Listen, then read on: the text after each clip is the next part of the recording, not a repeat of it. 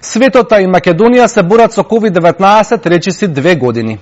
Резултатот е преморени здравствени работници и голем број на починати. Дали мерките за превенција се задоцнети? Зошто дел од луѓето се уште одбиваат да се вакцинираат? Одговорите на овие прашања ги побаравме од доктор Валерија Кирова, инфектолог од клиничката болница Аџи-Бадем Систина.